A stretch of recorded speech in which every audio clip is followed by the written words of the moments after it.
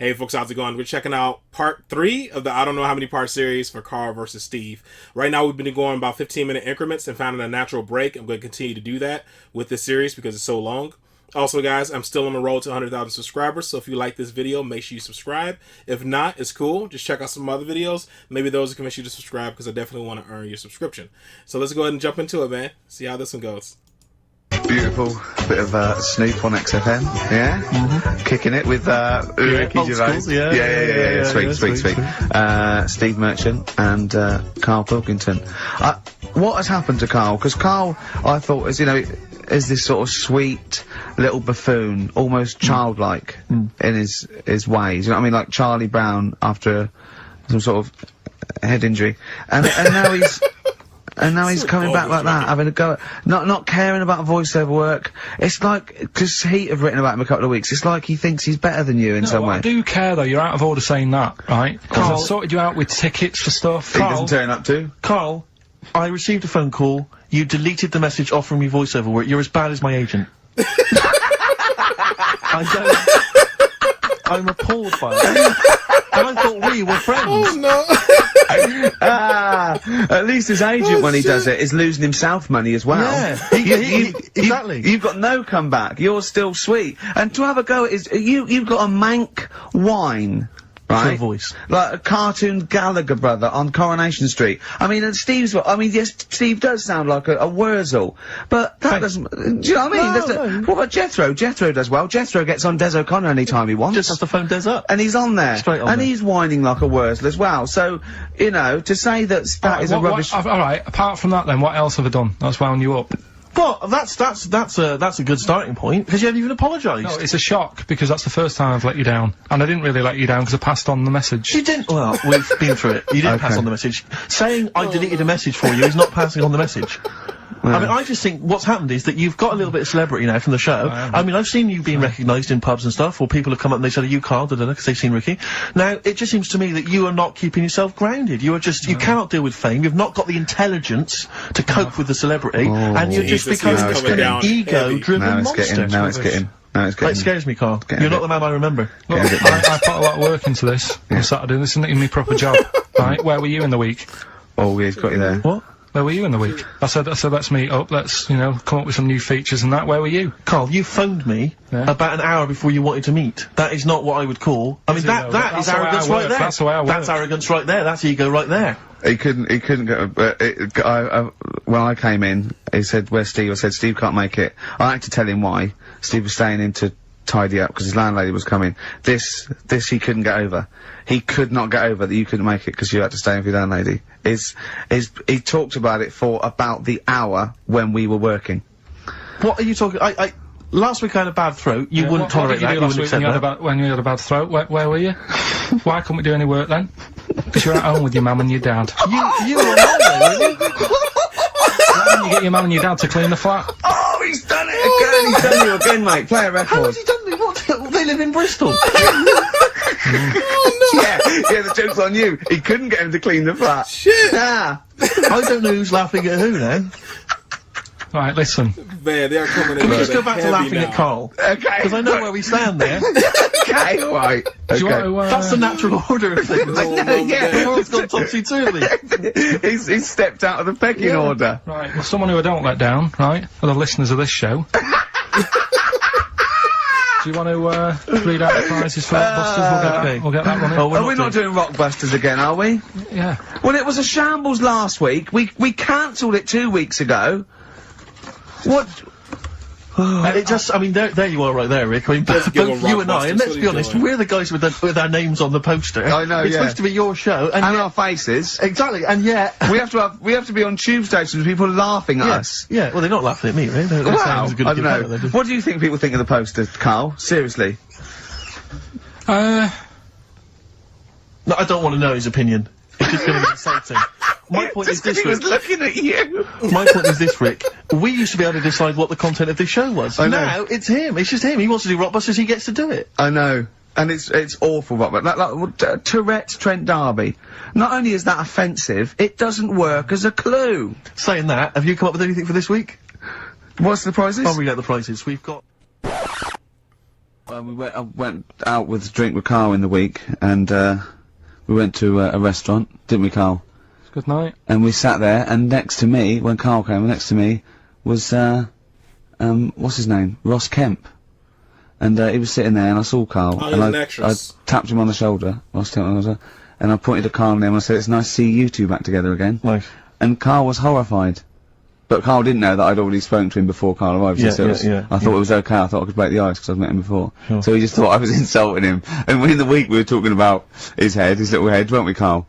And Carl suddenly stopped the conversation and said, "If I had hair, what would we be talking about now?" I think he'd had enough of everyone talking about it. And he looked good though. He had it's a special little do. He had it sort of, you know, cropped a little bit more.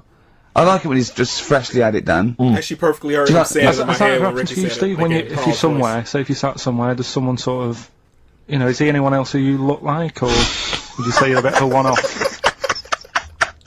I love these two. But to be fair, to be fair, he seems to be having a go at me an awful lot more than I do at him now. I mean, he just starts it, you know, starts it out of nowhere. I think his is sort of a get back for the way you treat him as a producer, not, you know. But he's not a producer! If he produced the show, I wouldn't have a reason to criticise. I think this is it.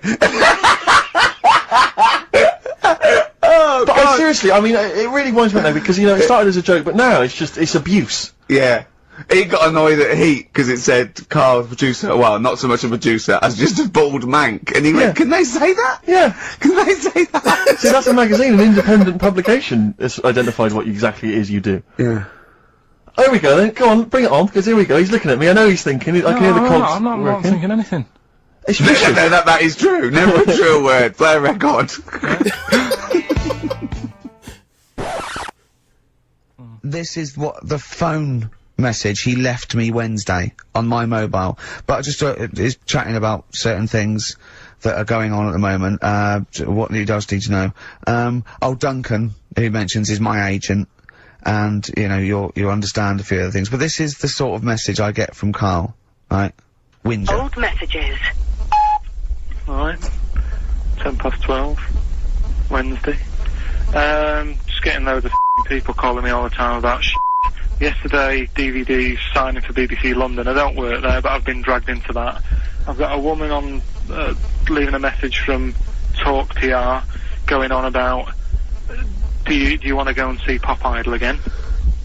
Right? They're just saying, you and some listeners can go. So I'm sure you'll love that. I've got Jim Benner wanting you to introduce the tin buckets at the Astoria. So can you just like let Duncan know that I'm doing his job whilst he's sat on his arse with his thumb firmly up his arse? Can you let him know that I'm running around like a here sorting shit out for you? Alright, see you later. Carl was pissed. Do you know what I mean? I know, but that's the kind of phone message he's leaving. But Do you remember who he was? He's even annoyed that he gets a phone call. I remember he got a phone call for you to do a voiceover and didn't pass it on. You missed a voiceover. That was thousands of pounds. No, I did pass it on though, I told you. You I did, said a you woman. said someone had phoned. Yeah. That's not good enough. But who's that? Well, she didn't say, and I didn't ask, but Of it's course not my she job to do said. it. She didn't say. Rubbish. So you didn't take the number down? Just when she went, "Oh, could you tell Steve to call me?" And you went, "Yeah." Yeah, well, I just thought you'd know her already.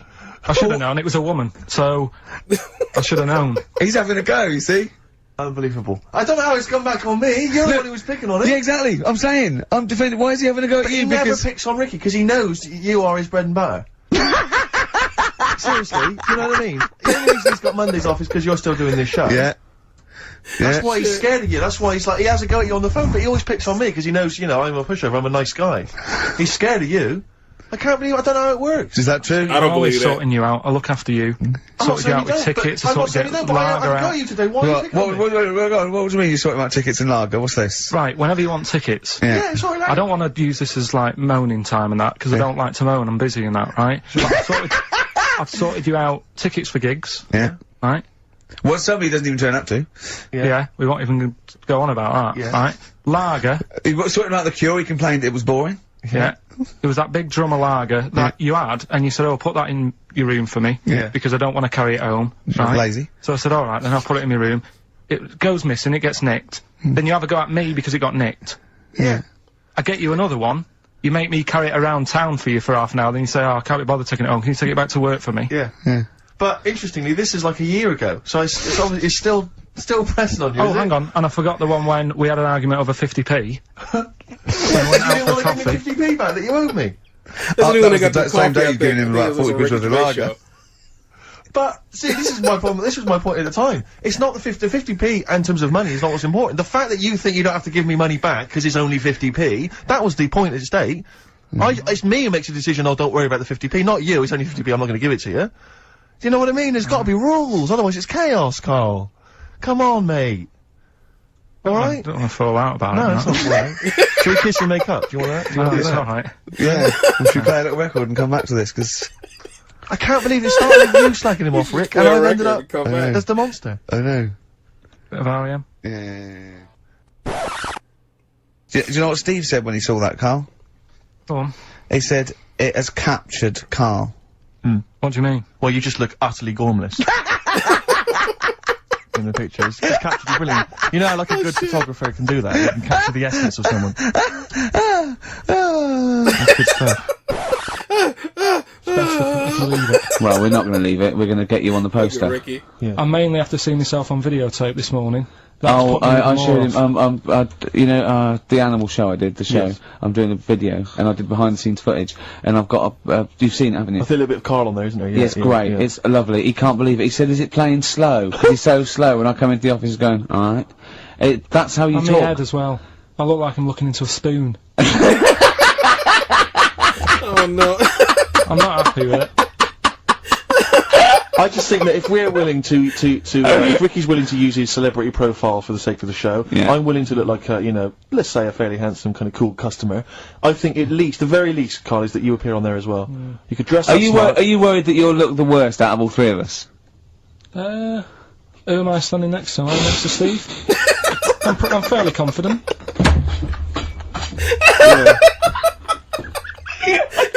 It's so predictable. You pull the string because you know what it is. It's You pull the string.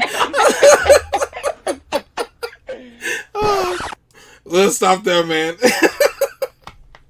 I thought I heard a door open like Steve got pissed and just left. Oh my god. He's getting good. That first one started getting intense, man. Steve was just like going, like just jabbing, man. That one got a little intense. Like, wait a minute, are they gonna, man, can they come back from this? I don't know. But yeah, man, this is good. I mean, of course they did because it's an older show, but they were really going, he was like going in kind of hard. Steve was, that is. And then Carl started doing it too about him being sick. So yeah, these are good, man. These dudes like take the gloves off, man, and hit hard. Let me see. I don't know what my favorite one was. Probably the last one. That was probably my favorite one. Then the one when he said because you're home with your mom and dad. So at the end about him being sick and having his mom and dad come over, like talking crap. And then I'll say this last one when I thought Steve got up and left. But yeah, this is good, man. This is a good little collection. I don't know if I can't pick a favorite so far that we broke them into the parts. I don't know which part is my favorite yet. I'm not gonna make the determination. I guess I'll make it in the last one. Once I finish the last one, I'm gonna pick my favorite one after that. But good overall, really, really good, man. Oh yeah, I gotta do a better job at doing these. Like I said, I wanted to do these twice a week, like the Carl ones, along with like the other reactions. But I slowed it up a little bit because so many of my videos were getting blocked when I was uploading them. I didn't want to feel like, because what happened is I'll upload some stuff and then the stuff will get blocked and then it'll look like I'm just uploading the same thing and like I'm ignoring everybody else's reactions. So yeah, man. Alright guys, that is all for this one. Hopefully you guys are happy, safe, and healthy. I'll see you in the next one. Later.